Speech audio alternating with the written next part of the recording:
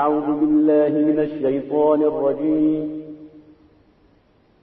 بسم الله الرحمن الرحيم ومن كتاب له عليه السلام إليهم بعد فتح البصرة وجزاكم الله من أهل مصر عن أهل بيت نبيكم أحسن ما يجزي العاملين بطاعته والشاكرين لنعمته فقد سمعتم وأطعتم ودعيتم فأجبتم. اول کو 36 ہجری کو امام علی نے 3 خط لکھے ہیں. امام علی نے 3 خط لکھے ہیں. کب لکھے ہیں امام علی نے 3 خط؟ جب آپ کو جمل والوں پر فتح حاصل ہوئی ہے. آپ کو پتا ہے جنگ جمل میں امیر المومنین کے مقابلے میں حضرت طلحہ تھے، حضرت زبیر تھے، حضرت عائشہ تھی. یہ تینوں امام علی کے مقابلے میں تھے. امام علی کو فتح حاصل ہوئی ہے تو امام علی نے 3 خط لکھے ہیں. کوفہ والوں کو خط لکھا ہے، مدینے والوں کو خط لکھا اور اپنی بہن کو خط لکھا. اور جو خط امیر المومنین نے لکھا ہے اپنی بہن کو، اس کی تفسیر کچھ اس طرح ہے. امام علی نے اپنی بہن کو خط لکھا. اور یہ بھی آپ کو بتاؤں کہ اس کا مطلب یہ ہے کہ اس زمانے میں بھی جو سب سے امام علی کے قریب تھا، سب سے زیادہ جو محبت کرتا تھا، جو سب سے زیادہ چاہت رکھتا تھا، وہ ان کی بہن تھی ام ہانی. اور یہ جو بہن اور بھائی کا رشتہ ہے جس کی اسلام میں کچھ مثالیں ملتی ہیں، یہ وہیں سے قائم ہے، امام علی کے درمیان اور ان کی بہن ام ہانی کے درمیان. اور پھر یہ آگے بڑھا بی بی زینب اور امام حسین، اور پھر یہ آگے بڑھا معصومہ کم اور امام رضا.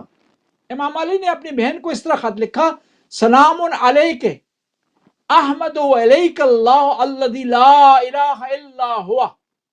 امام نے خط لکھا اور فرمایا کہ میں حمد کرتا ہوں اس پروردگار کی، تیرے سامنے ہم بیان کرتا ہوں اس پروردگار کی جس کے سوا عبادت کے لائق کوئی بھی نہیں.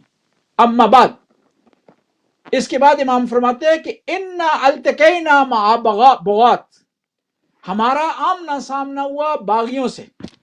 یعنی اس کا مطلب ہے کہ امیر المومنین جنگ جمل والوں کو باغی سمجھتے تھے.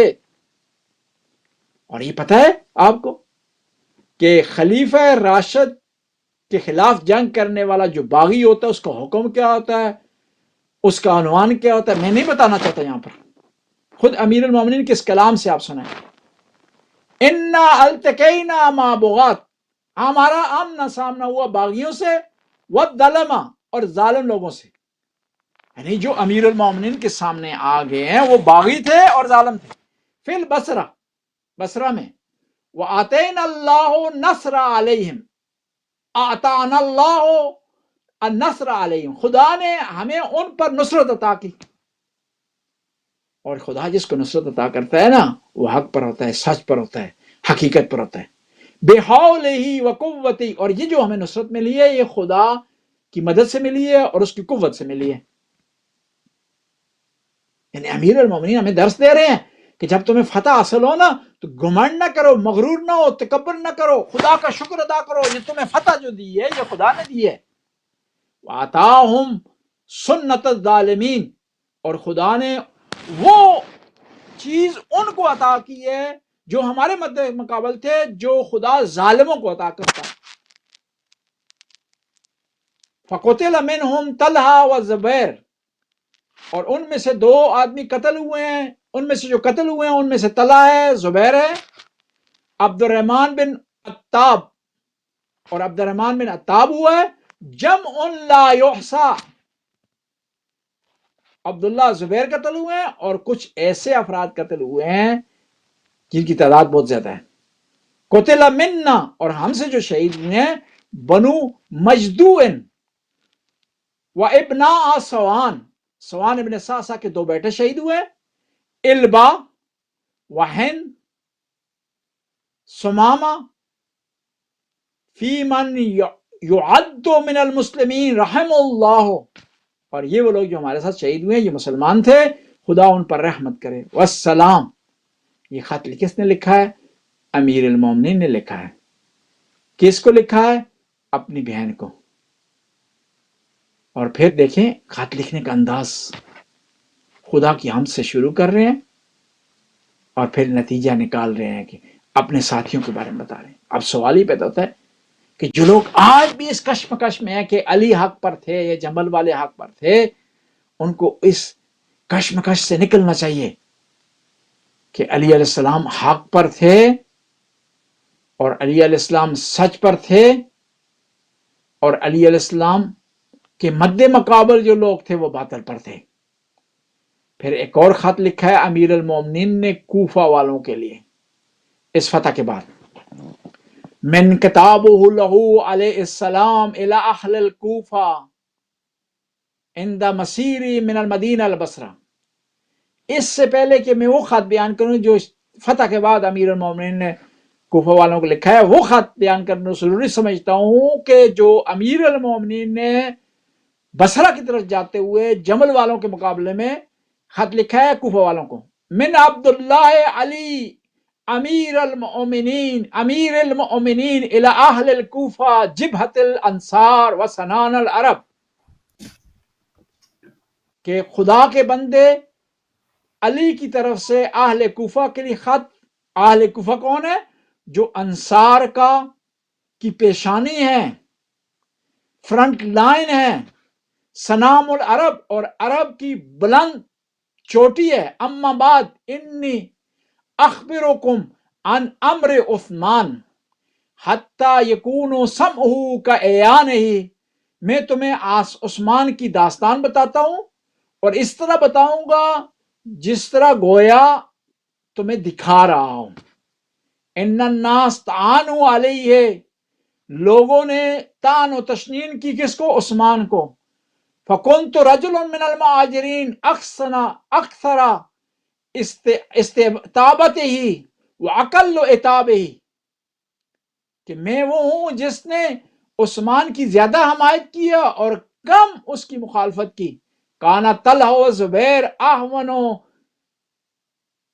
سیرہم فی الوجیف، اور طلحہ و زبیر وہ ہیں کہ جنہوں نے عثمان کی مخالفت کی ہے، اور کم از کم ان کی مخالفت یہ تھی کہ اس میں نقص نکالتے تھے، اس کی مخالفت کرتے تھے. اور اسی طرح عائشہ بھی عثمان کے خلاف تھی، اور کچھ لوگوں نے اسی عائشہ کی بات کو مد نظر رکھتے ہوئے قتل کیا عثمان کو. اور عثمان کے قتل کے بعد بایانی الناس، لوگوں نے کیا کیا؟ میری بیعت کی، غیر مستکرہین ولا مجبرین، اور لوگوں نے میری جو بیعت کی اس میں مجبور نہیں تھے، کراہت پر نہیں کی. اور امیر المومنین نے یہ خط لکھا آل کوفہ کو، جس کی بنیاد پر کوفہ والے لوگ جوک در جوک امیر المومنین کی جنگ میں، امیر المومنین کی فوج میں شریک ہوئے.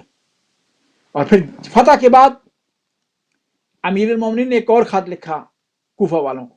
من کتابہ لہو علیہم بعد الفتح البصرہ، امیر المومنین کا خط کوفہ والوں کے نام فتح بصرہ کے بعد. جزاکم اللہ من اہل مصر عن اہل بیت نبیکم، خدا تمہیں جزا دے اے شہر والو، احسن ما یجزی العاملین بطاعتہ، اور تمہیں ایسی خدا جو ہے جزا دے جو اچھے لوگوں کو، اطاعت کرنے والوں کو ملتی ہے. والشاکرین نعمتہ، اور وہ جزا تمہیں ملے جو نعمت کا شکر قدر کرنے والوں کو ملتی ہے. فقد سمعتم وطعتم ودعیتم فعجبتم، کہ تم اتنے عظیم انسان ہو کہ تم نے سنا، اطاعت کی، تمہیں بلایا گیا، تمہیں نے استجابت کی. بس امیر المومنین کے ان خطوں سے واضح ہوتا ہے کہ جنگ کن لوگوں کے درمیان تھی، کون حق پر تھا، کون باطل پر تھا، اور کس نے حق کا ساتھ دیا اور کس نے باطل کا ساتھ دیا، اور کس کو فتح حاصل ہوئی اور فتح کس کی طرف سے حاصل ہوئی. امیر المومنین کے جو خطوط ہیں وہ حق پر مبنی ہے، سچ پر مبنی ہے، ان میں کسی چیز کی کمی بیشی نہیں پائی جاتی. بعض کو لوگ کہتے ہیں کہ یہ جمل کا جو جھگڑا تھا ماں اور بیٹے کے درمیان تھا. کس طرح جی؟ کہ امیر المومنین مومن ہیں اور امی عائشہ مومنوں کی ماں ہے. جواب اس کا دیا جائے گا، قرآن نے جو کہا نا النبی اولیٰ بالمؤمنین من انفسہم وازواجہ امہاتہم، یہ صرف احترام کے لیے کہا، رسپیکٹ کے لیے کہا، اور اس وقت تک کہا جب تک یہ ازواج حق پر ہوں، شریعت کے مطابق ہوں، قرآن کے مطابق ہوں، ورنہ ہر حال میں نہیں ایسا. ورنہ نبی کی ازواج میں سے ایک ایسی جو تھی مرتد ہو گئی تھی، اسلام سے پھر گئی تھی، دین غیر اسلام اس نے اختیار کر لیا. بعض روایات میں اس کا نام لبابہ ملتا ہے، اس کے بارے میں آپ کیا کہیں گے؟ دوسرا یہ ہے کہ اگر نبی کی ازواج مکمل ماں کا اگر حکم رکھیں تو دو مشکلیں پیش آتی ہیں. پہلی مشکل یہ ہے، سوال یہ ہے کہ نبی کی ازواج، نبی کی بیویاں جو بیوہ تھیں اور ان کے پہلے جو شوہر تھے ان سے ان کی اولاد تھی، کیا مسلمان ان کی اولاد سے شادی کر سکتے ہیں؟ نہیں کر سکتے. کر سکتے ہیں. ام سلمہ ہے، ان کا بیٹا عمر ہے، یا ان کی بیٹیاں ہیں، ان کی بیٹیوں نے مسلمانوں سے شادی کی، مسلمانوں نے ان کی بیٹیوں سے شادی کی.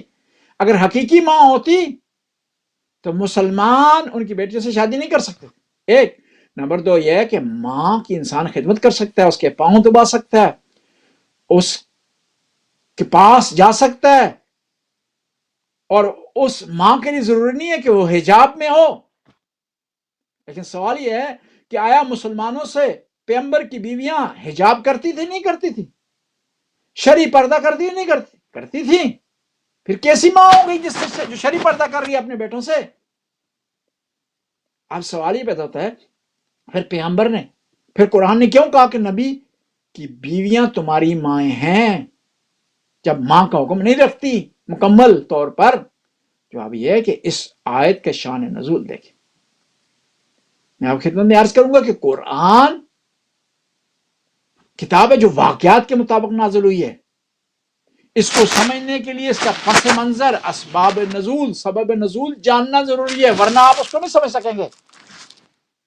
یہ کتاب، اس کا اسلوب، اس کا منہج، اس کا سٹائل کتاب والا نہیں ہے، شفائی ہے، ریٹن پیٹرن نہیں ہے کہ آپ اس کو بغیر پس منظر کے سمجھ جائیں. پس منظر کیا ہے اس آیت کا؟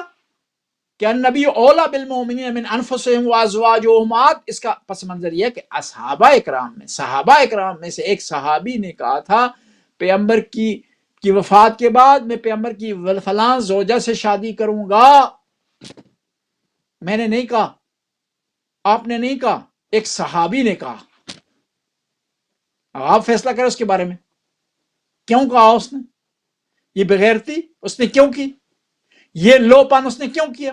یہ آپ کا فیصلہ، اور آپ کا کام ہے ڈھونڈنا کس نے کہا.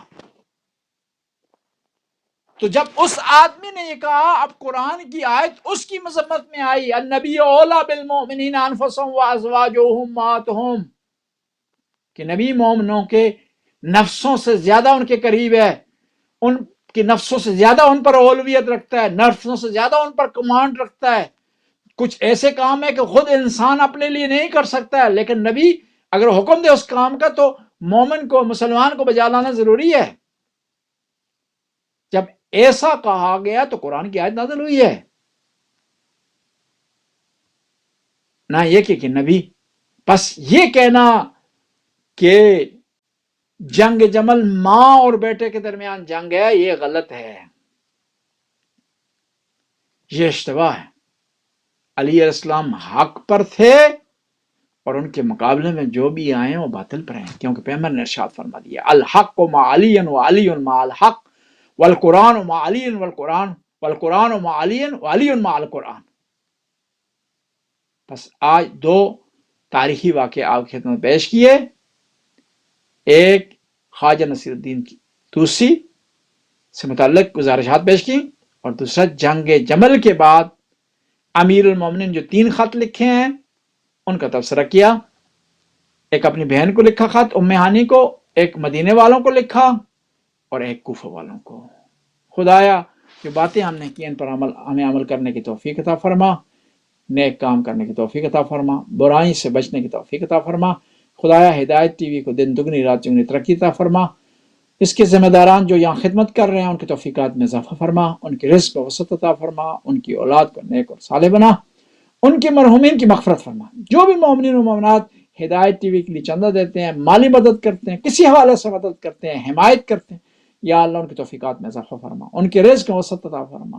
خدایا تو غفور الرحیم رحم کرنے والا ہے، کرم کرنے والا ہے۔ جو بھی مومنین و مومنات ہمارے اس پروگرام کو دیکھ رہے ہیں، یا اللہ ان کی مشکلات کو آسانی میں تبدیل فرما، جو بیمار ہیں شفائے کاملہ و عاجلہ عطا فرما، زمانے کے امام کے ظہور میں تعجیل فرما، ہمیں امام کے انصار سے مسکرات دے۔ اللہم صلی علی محمد و آل محمد۔